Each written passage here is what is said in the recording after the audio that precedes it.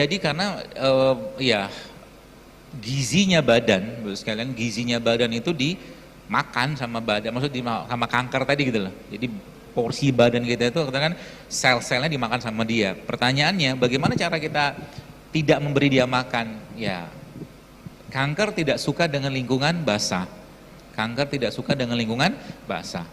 Bagaimana caranya? Makan semua produk yang bersifat basah. Contohnya apa? Kurma, ya, atau mungkin air zam-zam, ya. Termasuk juga Bapak Ibu mungkin belum pernah ngetes, saya pernah ngetes, teman yang ngetes. Jadi ASI itu, ASInya ibu-ibu itu pH-nya sama kayak zam-zam. ASI itu. Jadi memang air terbaik itu memang air alkali sebenarnya, ya, seperti itu.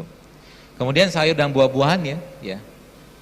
Dan ada beberapa jenis sayuran yang memang sangat tinggi serat atau buah ya, atau ya sayur atau buah yang tinggi serat seperti rumput laut sama lidah buaya. Ya. Coba itu diminum, ya. Nanti dibikin wedang atau dibikin minuman aja, rumput laut sama lidah buaya dimakan. Sesering mungkin dimakan, itu insya Allah akan membantu banget. Terus kalau untuk kankernya gimana? Kalau untuk kankernya ada dua tumbuhan yang bisa Anda pakai, namanya kunyit sama meniran. Kunyit sama meniran. Meniran apa nanti di browsing aja. Ya. Itu dua tumbuhan tadi insya Allah membantu untuk menyembuhkan, bukan menyembuhkan tapi mengobati kanker lah. Mengobati. Bisa direbus atau ya, makan itu Ustaz ya. Lanjut. Kalau menaikkan berat badan gimana Ustaz? Nanti naik sendiri. Kalau naik berat badan makan protein lah. Protein ya. Protein ya sebaiknya jangan ikan-ikan yang merah gitu, atau mungkin daging warna merah ya. Lebih ke daging-daging putih, ikan-ikanan terutama. Siap. Batuk tidak hilang selama 1 minggu. Apakah ada buah-buahan atau makanan yang baik? Tergantung batuknya. Kalau batuknya batuk kering gitu ya, ya cukup jeruk nipis sama madu. Ya, tapi kalau batuknya berdahak mungkin butuh herbal-herbal yang hangat kayak jahe ya, atau mungkin cengkeh, kapulaga gitu. Tergantung batuknya. Sama bunga lawang gitu Ustaz ya? Ya, itu juga bisa.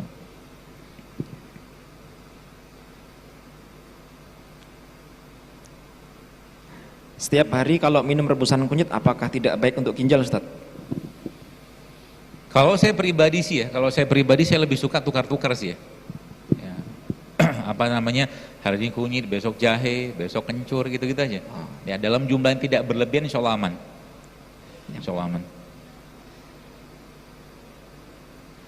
Saya kena GERD sejak 2019. Dada sering sesak dan perut perih, tapi muntah tidak pernah.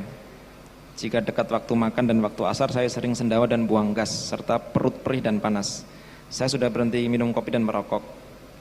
Obat dokter sudah stop, sempat 3 bulan diminum. Sekarang konsumsi labu parang dan kelapa tua, tapi masih belum sembuh. Mohon nasihatnya Ustaz.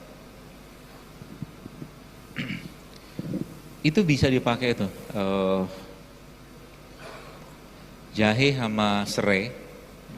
Jahe sama serai di rebus ya, mungkin kasih air panas gitu, nanti airnya disaring terus di blender sama kurma. Jahe serai. Makanan untuk ibu menyusui supaya untuk meningkatkan ASI. Ustaz. Apa kira-kira Ustaz? Semua jenis ya, sebenarnya ada kacang-kacangan yang terutama. Kacang-kacangan termasuk habatus sauda juga bisa meningkatkan produksi ASI. Habatus sauda itu. Ya, kalau Indonesia kan ada apa tuh namanya, daun katuk ya, itu juga bisa gitu kan, itu dimakan sayuran kayak begitu. Intinya Bu sekalian, ASI itu bisa diproduksi kalau ya bahan bakunya cukup. Bahan bakunya apa ya, semua bahan baku yang sehat. Jadi kalau ibu itu misalkan makan ikannya misalkan ikan tanpa digoreng gitu kan, dikukus ya, mungkin di sup, itu jauh lebih baik daripada digoreng. Juga akan meningkatkan produksi ASI ya. Termasuk juga minyak-minyakan seperti zaitun atau VCO juga akan membantu ya. Habatus sauda juga sama. Siap. Saya punya anak 2 tahun makan roti coklat tiap hari. Gimana? Saya punya anak 2 tahun setiap hari makan roti coklat Ustaz. Gimana cara mengganti roti coklat itu? Jangan dibeliin. Iya kan? Dia kan belum cari nafkah kan anaknya kan? Soalnya dia sudah cari nafkah, dia bisa beli sendiri. Kalau Anda yang punya kuasa ya jangan beliin. Ya. Simple. Coklatnya bisa diganti dengan cara beli bubuk coklat. Bikin ya. Kalau dia pengen tetap makan roti, Anda ganti dengan roti gandum. Kan bisa. Ya, roti-roti gandum yang bukan roti terigu gitu kan, itu yang masih gandum utuh kalau kita bilang itu insya Allah juga membantu sih ya, seperti itu. Atau bikin penganan-penganan dari talbinah tadi, atau tepung gandumnya Rasul itu juga bisa insya Allah. Baik Ustaz, setiap pagi saya tidak makan ataupun saat berpuasa saya tidak sahur. Apakah ini kebiasaan baik Ustaz? Pagi tetap makan tapi jangan banyak ya. Terutama tadi bahasa saya itu nyalain kompor. Minimal makan kurma 7 lah pagi itu. Ya, sama segelas air putih atau Anda makan kurma 7, habis itu makan semangka sedikit ya. Karena memang besi pada kurma itu cocok ketemu dengan vitamin C. Jadi kalau makan kurma, makan jeruk atau mungkin makan semangka, sebagaimana contohkan Nabi SAW, Nabi katakan apa? Panasnya kurma ini didinginkan dengan semangka tadi. Seperti itu juga bisa. Kalau malam jam berapa maksimal Ustadz untuk makan malam? Kalau yang saya pahami sih ya begini sih ya, tubuh kita itu kan terjadi perubahan fisiologis ketika ada matahari sama matahari tenggelam. Jadi ada perubahan hormon badan kita ketika matahari muncul. Matahari muncul, mata kita ngelihat, maka terjadi perubahan sistem hormon ke sistem hormon yang namanya simpatik. Ya, itu pagi ketika matahari muncul. Maka pagi-pagi itu Bapak sekalian coba lihat matahari, jangan nggak lihat. Karena ngelihat matahari itu atau ngelihat cahaya itu akan mengubah apa? Akan mengubah sistem hormon malam. Ya, hormonnya rileks, hormon tenang, hormon bersih-bersih, yaitu hormon parasimpatik diubah menjadi hormon simpatik ketika mata lihat matahari gitu loh. Makanya di dalam Al-Qur'an kan sebutkan wasubhi iza tanaffas. Demi waktu subuh yang bernafas. Jadi ada kata-kata yang menarik di subuh yang bernafas. Memang ternyata pagi itu waktu di mana kadar oksigen, kadar nitrik oksid itu paling dominan waktu pagi itu. Maka waktu pagi jangan tidur. Lihat mataharinya, ya kalau matahari terbit gitu kan, maka terjadi perubahan switching hormonnya. Kemudian apa? Jangan tidur untuk apa? Kita menyerap oksigen dan nitrik oksid tadi. Seperti apa fungsi oksigen sama nitrik oksid tadi? Melenturkan pembuluh darah, Jadi kapan waktu makannya? Matahari terbit sampai sebelum matahari tenggelam. Itu kalau saya sih. Karena malam adalah waktu istirahat. Jadi kalau tetap malam pengen makan, nggak apa-apa, tapi jangan yang banyak membebani badan. Ya, Anda makan sayur boleh, mungkin sedikit kurma gitu kan. Pokoknya jangan banyak makan aja waktu malam. Salah satu kuncinya di situ. Sayur berarti buah-buahan juga boleh Ustadz ya? Kalau malam buah-buahan juga boleh ya? Buah-buah yang tinggi kalori juga jangan sih, saran saya sih. Contohnya kayak anggur. Anggur kan tinggi kalori itu. Tapi bahasa dikit itu kan tiap kita beda. Itu loh. Itu yang kadang-kadang saya was-wasnya di situ kan. Ngomong sedikit, saya kalau makan anggur sekilo gitu kan baru dikitnya saya segitu gitu, lain cerita itu kan. Paham sebenarnya kita tuh dikit kayak apa? Icip-icip lah, 3-4 potong gitu kan. Seperti itu. Bagaimana korelasi makanan yang sehat yang halal dengan makanan sehat yang haram terhadap kesehatan badan? Apakah makanan yang diperoleh dengan cara haram selalu akan menjadi sumber penyakit? Pasti ya.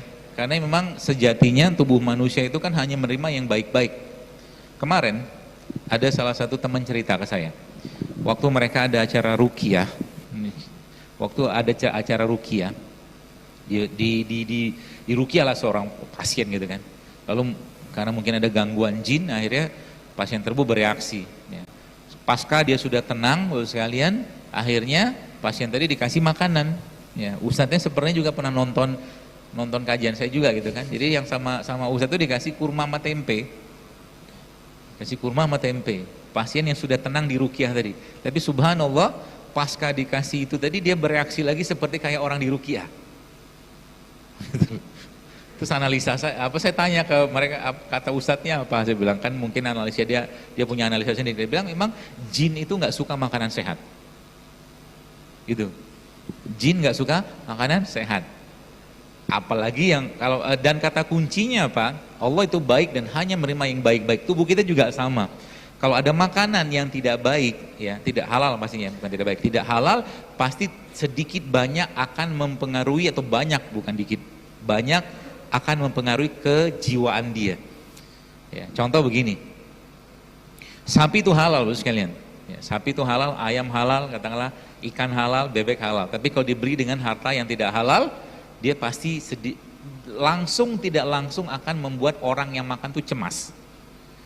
Kalau bahasa hadisnya apa? Bahasa hadisnya apa? Makanan yang dimakan seseorang dari sumber yang tidak halal atau haram, ya bahkan diterima amalnya sampai 40 hari kan gitu kan? Gitu. Maka ada doanya kalau makfini bihalalika an haramika wa aqnini bifadlika aman siwak, seperti itu. Jadi dia akan berpengaruh ke apa? Ke kejiwaan, ke kolbu lah bahasa kita. Ya. Meskipun dia sehat. Meskipun dia sehat. Pertanyaan terakhir Ustaz. Bagaimana treatment terhadap sakit hemofilia? Hemofilia. Hemofilia. Belum ketemu saya nih. Belum ketemu. Belum ketemu. Saya harus tanya dulu nih kalau hemofilia. Siap. Karena hemofilia itu biasanya hubungannya sama resus kan, sama gen. Ya. Nanti saya coba konsul ke gurunya dulu, karena belum pernah dapat kasusnya. Kalau